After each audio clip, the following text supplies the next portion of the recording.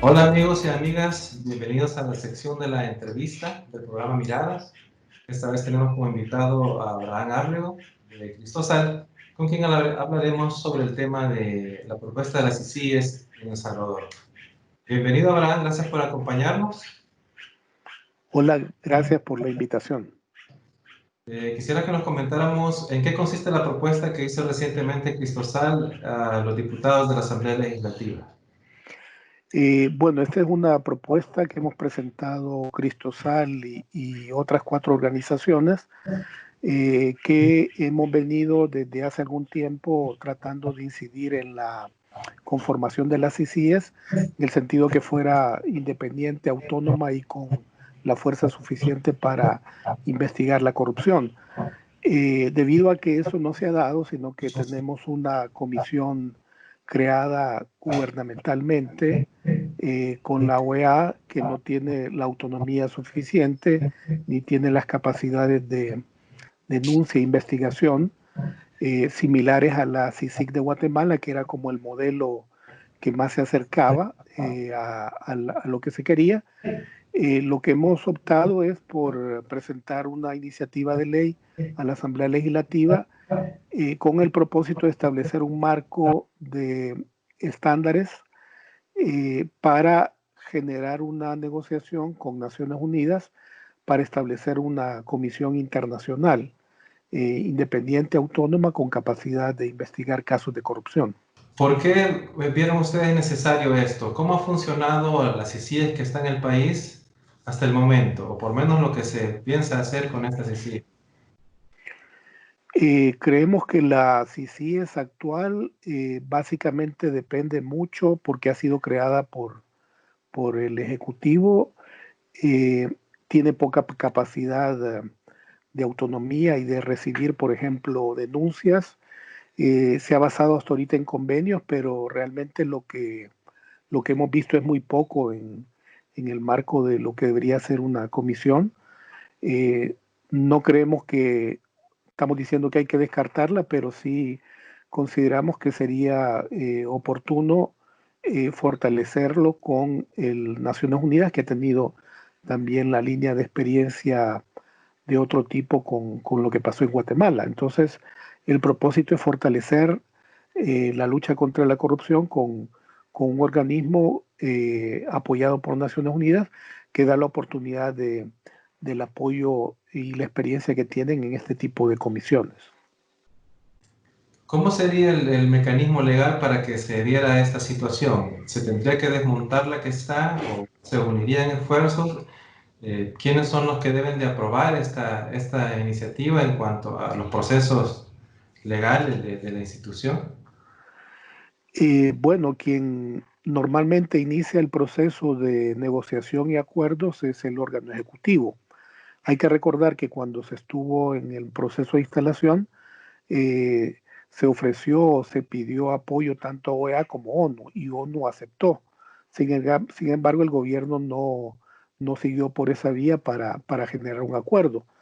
Entonces, lo que estamos haciendo ahora es generar un marco legal de parámetros que permitirían al órgano ejecutivo tomarlos en cuenta en la negociación con Naciones Unidas.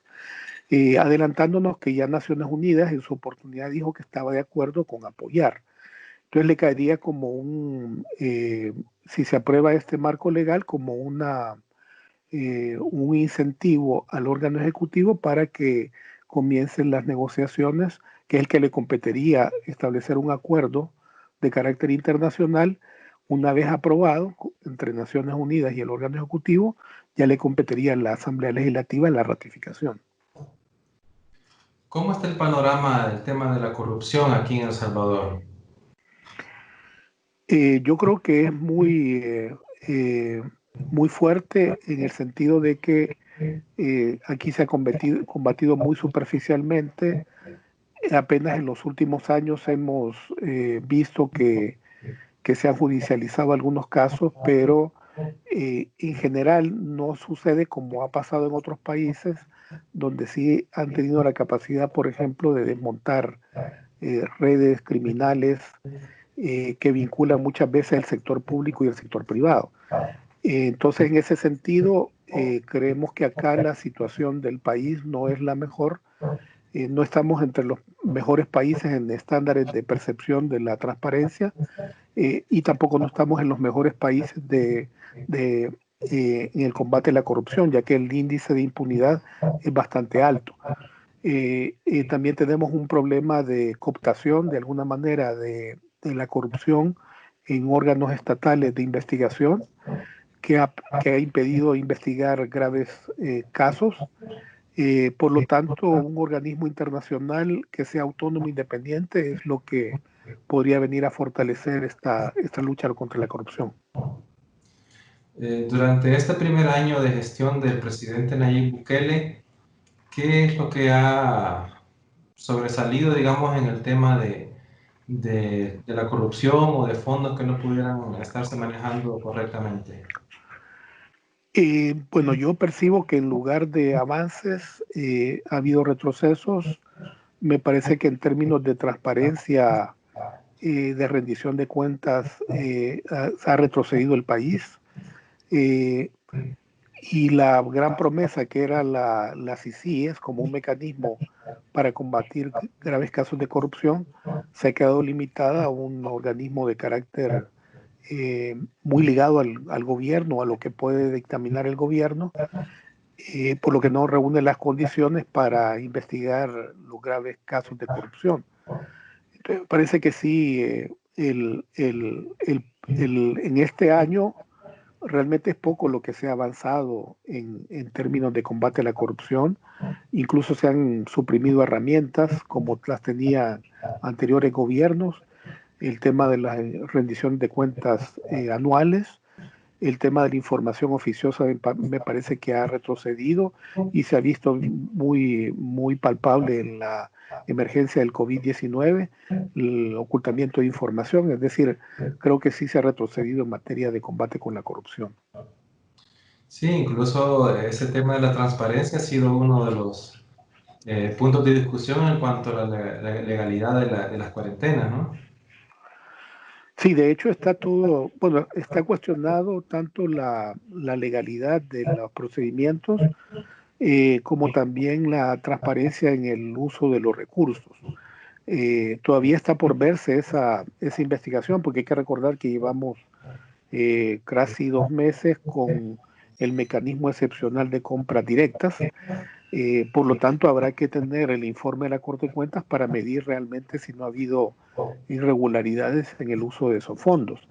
Pero el tener tanto tiempo estos mecanismos excepcionales sí da lugar a la discrecionalidad y a posibles irregularidades en el manejo de los fondos. ¿De qué manera funcionaría esta CICIES a través de la ONU? Bueno, la idea de presentar esto a nivel legislativo es que en la medida que haya un tratado internacional, como ocurrió en Guatemala, eso le da mayor facultades a una comisión de este tipo. Y la comisión básicamente funciona no separada de la Fiscalía o del Ministerio Público, sino que muy en coordinación. Lo que se trata es que la comisión no venga a sustituir los organismos locales, sino que fortalezca, pero tampoco que quede supeditada a la inactividad de los organismos públicos. Es decir, debe tener cierta autonomía en el caso que, por ejemplo, una fiscalía o un órgano de Estado no quiere investigar un caso fuerte porque hay algún conflicto de interés con algún funcionario.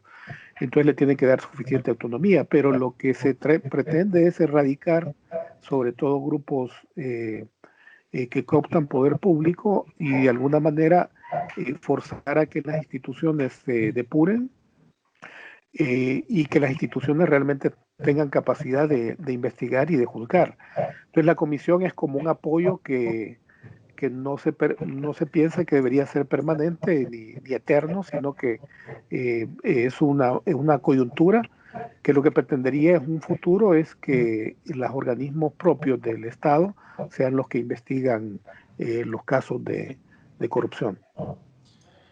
Pero, don Abraham, tomando en cuenta el contexto que tenemos actualmente Bueno, el presidente que está ahora, Nayib Bukele, ha tenido, digamos, pocos acercamientos en cuanto a llegar a convenir en favor de situaciones que convengan a la población, su relación con la Corte de Cuentas, con la Asamblea Legislativa, con las diferentes instituciones del Estado.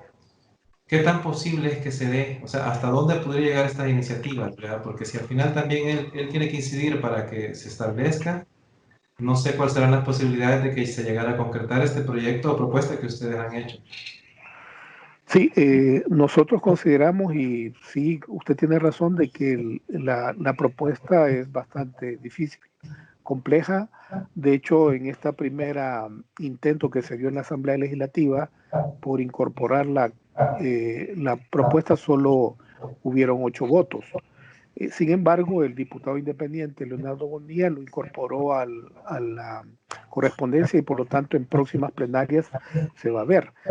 Eh, Obviamente que es difícil, pero consideramos nosotros que es un momento propicio para generar este debate, tomando en cuenta que en escenarios donde el Poder Ejecutivo pueda estar abusando del poder o tratar de controlar más poder, el que los otros órganos del Estado ayuden o coadyuven a generar mecanismos de control externos, creo que puede fortalecer. Entonces, creemos importante, a pesar de que es un escenario difícil por la voluntad política, pero que era necesario generarlo en el debate y prácticamente incoar al presidente, porque quien prometió esto fue él mismo.